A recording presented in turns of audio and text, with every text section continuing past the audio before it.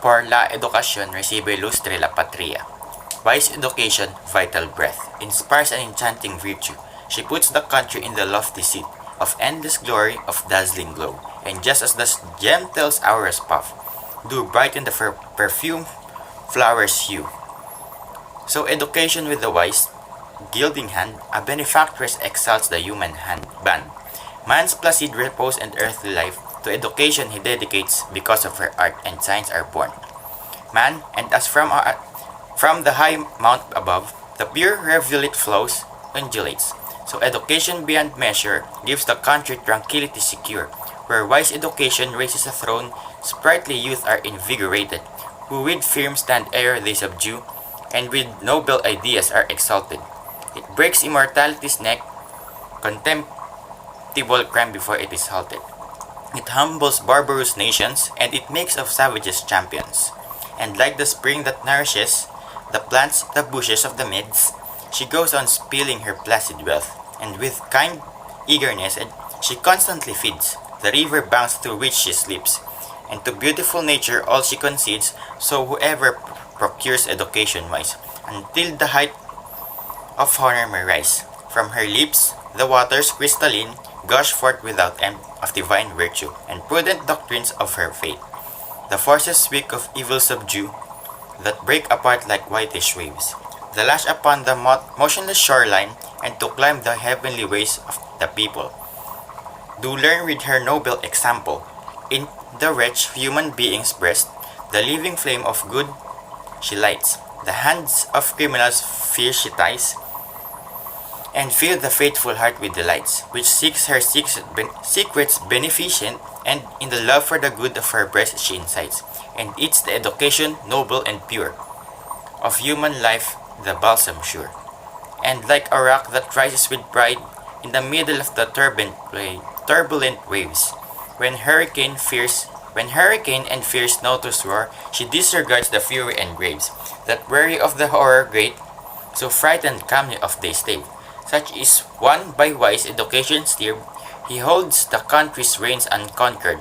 His achievements on sapphires are engraved, the country pays him 1,000 honors.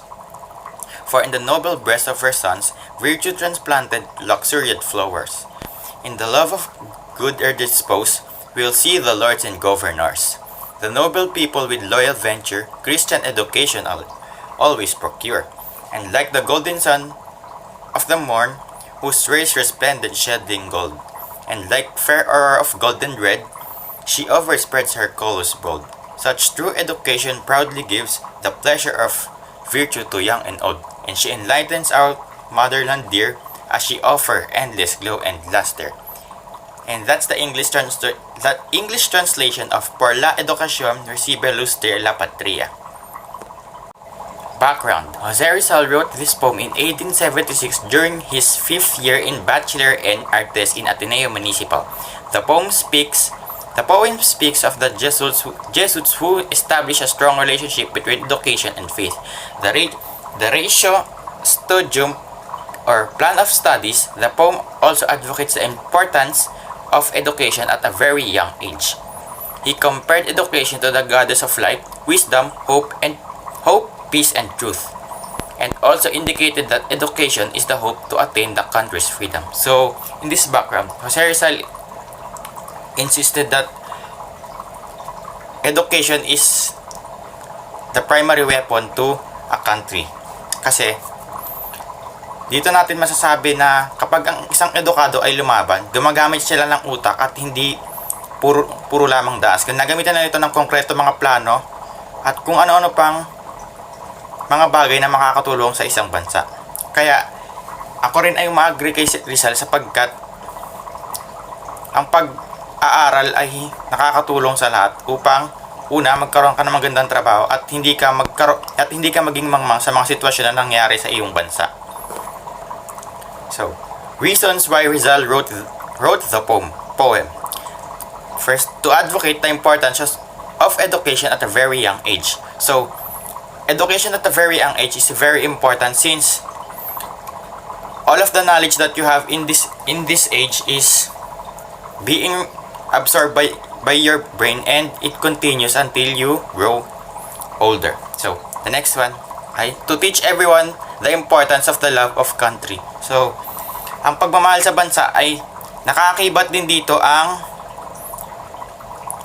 sinulat ni Rizal. Kasi ang pagmamahal mo sa bansa mo ay pagmamahal mo na rin sa sarili. Kapag minahal mo ang sarili mo at ikaw nag-aaral ng mabuti, ibig sabihin, tinutulungan mo ang bansa mo na maging maayos at hindi magkaroon ng kamangmangan at malayo ka sa mga disinformation or mga fake news na kakalat sa kung saan saan, sapagkat ikaw ay nakapag-aral at hindi ka agad-agad naniniwala sa mga ganitong bagay. So, the poem speaks of the ratio stadium or the study or the plan of studies. So, message of the poem. The poem tells us how education is important to every human, because without education, we cannot reach our goals in life. Education is the most precious present and treasure that our motherland can give to us. Education is the most powerful weapon that we can use in the future, and as of now. So, according kay Rizal, at ang mensahe na itong poem na to ay pahalagaan natin ang pagkakataon na tayo ay merong pang chance ang mga pag-aaral, sapagkat may mga bata dyan na hindi nagkaroon ng oportunidad para makapag-aral dahil sa kakapusan sa buhay at dahil na rin sa hirap ng buhay. So kapag ikaw ay nakapag-aral, dapat ka mag-aral na mabuti at ibigay mo ang buong puso mo sa pag-aaral mo, sapagkat ang pag-aaral mo rin naman ay ang bibigay ng tagumpay sa iyo balang araw. So, maaaring maging libre ang pag-aaral kapag ikaw ay nagsumikap, sapagkat pwede ka rin man maging scholar at magkaroon ng iba't ibang oportunidad para makakuha ito ng libre. And that's all. Thank you for listening, and do not forget to study hard until you succeed. Thank you so much.